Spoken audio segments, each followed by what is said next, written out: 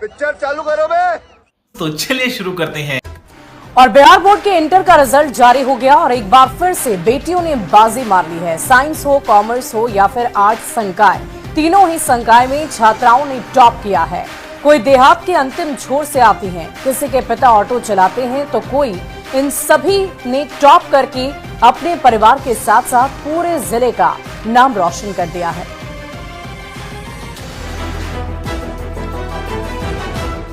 मिठाई, बधाई और चेहरे पर खिलखिलाती मुस्कान। बगहा की प्रिया जायसवाल के घर आज किसी त्योहार जैसा माहौल है। हो भी क्यों ना, बेटी ने टॉप किया है। साइंस स्ट्रीम में बिहार बोर्ड टॉप करने वाली प्रिया ने न्यूज 18 से अपनी सफलता का मंत्र साझा किया। मैंने लिख के ज्यादा पढ़ा था, लिखने से ज्यादा याद होता है, ऐसे पापा जी बोलते हैं। मैंने लिख के ज्यादा पढ़ा था और सभी सब्जेक्ट्स पे बराबर ध्यान दिया था।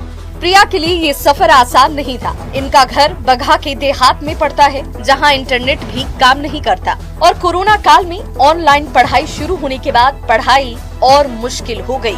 इस मुश्किल को आसान बनाने में उनके पिता ने सहयोग किया। प्रिया के पिता संतोष जायसवाल ने हरनाटाण बाजार में घर बनवाया और पूरे परिवार को वहां शिफ्ट कर दिया।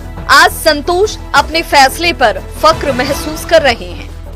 हमारा घर एक्चुअली धुमाटान हुआ ना, धुमाटान नदी है, पूरा जंगल है, वहाँ से आना है बरसात में और परेशानी होता था, तो थोड़ा सा यहाँ हम लोग किए हरनाटान में, तो वहीं से होता है। लैपटॉप वगैरह जैसे हमको बिहार बोर्ड ही दे दिया था, 2 लैपटॉप मिला था। अब इनसे मिलिए कॉमर्स संकाय में पूरे बिहार में टॉप करने वाली रोशनी। इन्होंने अपनी उपलब्धि से अपने परिवार का नाम रोशन कर दिया है। रोशनी वैशाली की रहने वाली है। रोशनी के पिता ऑटो चलाते हैं। इसी खपड़ैल से घर में इनका पूरा परिवार रहता है। परिवार में माता पिता के अलावा एक छोटी बहन और एक छोटा भाई है। रोशनी का कॉलेज यहाँ से 15 किलोमीटर दूर है। रोशनी रोज साइकिल से कॉलेज जाती थी। दिन में 11 से 12 घंटे पढ़ाई करती थी और इनके संघर्ष का नतीजा ये है कि इन्होंने पूरे राज्य में कॉमर्स में टॉप किया है। ये नहीं क्या, मतलब मेरा ये रूटीन रहता था कि हम ये टाइम नहीं देखते थे कि मेरा कितना बजा है, पढ़ाई करना है, सुबह है तो नहीं पढ़ाई करना है, रात है तो पढ़ाई करना है। मेरे जब मतलब टाइम मिलता था हम सोचते नहीं 10 घंटा तो कम से कम पढ़ के रहेंगे, उससे कम नहीं पढ़ पाएंगे। अगर हमें टॉप करना है तो 10 घंटा से कम पढ़ाई करके कोई फायदा नहीं है। उससे कम पढ़ाई करेंगे तो हम कुछ भी नहीं कर पाएंगे, उससे ज्यादा पढ़ाई करेंगे तभी हम कुछ कर पाएंगे। और मेरी मम्मी मेरा साथ देती थी, वो मेरे साथ बैठ के, मतलब हम रात को जागते थे तो वो बोलती थी तुम इतना रात को जाकर पढ़ रही हो तो तुमको थोड़ा प्रॉब्लम हो सकता है। तो ये मेरा रात भर जाके मेरा सपोर्ट करती थी, मेरे साथ रहती थी, हमें सोने नहीं देती थी। बोलती थी, हम बोलते थे इनको कि हमें सोने मत देना, अगर हम सो गए तो फिर तुम्हारा सपना भी सो गया। रोशनी के माता पिता भी अपनी बेटी की वजह से आज खुशी के मारे फूले नहीं समा रहे। पूरा फैमिली खुश है। आगे चाह रहे हैं कि और आगे चाह रहे हैं कि मेरी बेटी और नाम करे और सरकार से हम गुजारिश करते हैं, हाथ जोड़कर प्रार्थना करते हैं कि सरकार मेरी बेटी को अपनी बेटी की तरह माने और उसे पढ़ाने के लिए सक्षम करवाए।